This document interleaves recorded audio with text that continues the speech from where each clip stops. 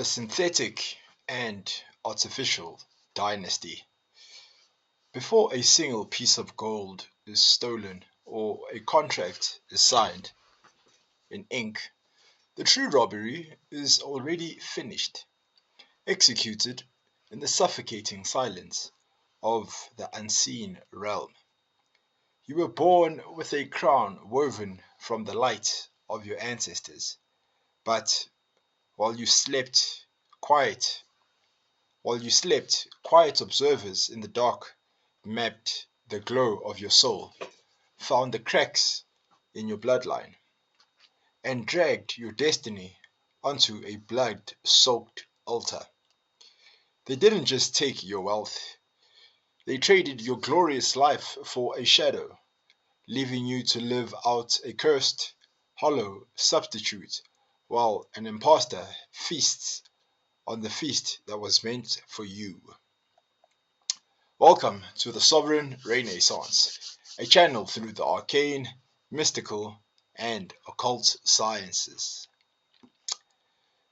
In spiritual warfare, deliverance traditions, and various esoteric folklore, the concept of a spiritual inheritance heist refers to the belief that malignant spiritual forces or practitioners attempt to divert, hijack, or siphon an individual's divine destiny, blessings, and ancestral legacy before they materialize in the physical realm. Rather than being a physical crime, this concept operates on the idea that physical reality is downstream of spiritual dynamics. The plot, blueprint, and surveillance. Before any execution occurs, spiritual folklore posits that practitioners engage in reconnaissance to identify high-value targets. Individuals born with significant spiritual mandates, ancestral wealth, or exceptional destinies. Spiritual reconnaissance, also known as aura scanning, identifying a person's glory or star. In various traditions, a person's potential shines like a light or carries a specific spiritual signature, birthright. Genealogical auditing,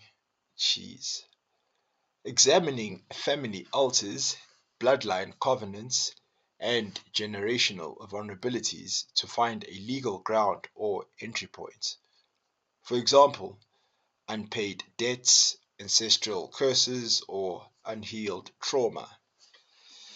Infiltration via proxies, placing friendly covert operatives, often covert narcissists, false allies, or spiritual leecher figures into the individual's immediate circle to observe routine, emotional triggers, and timing.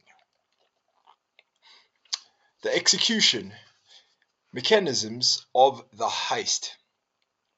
Once the target is selected, the operation moves into execution phases designed to strip the individual of their authority and divert their spiritual allocation. Identity distortion and spiritual blindness. The first priority is to make the individual unaware of who they are or what they carry. The veil effect. If an individual does not know they own an estate, they will never claim the keys. Practitioners use manipulation, gaslighting, or spiritual clouding, also known as confusion, sudden brain fog, or lethargy, so the target abdicates their role voluntarily. Diversion through counterfeit trades, spiritual swapping. In deliverance and African spiritual frameworks, A common theme is the exchange or spiritual diversion. The substitution, exchanging a birth destiny for a dull, struggle-filled life path using spiritual covert rituals or symbolic proxies.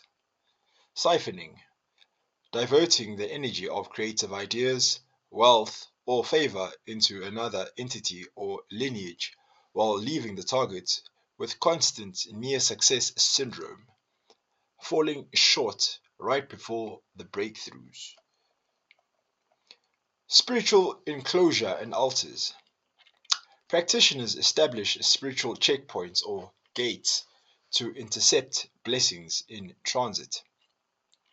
Spiritual padlocks and prisons, symbolically locking away an individual's star, womb, career, or mind to freeze their progress in time.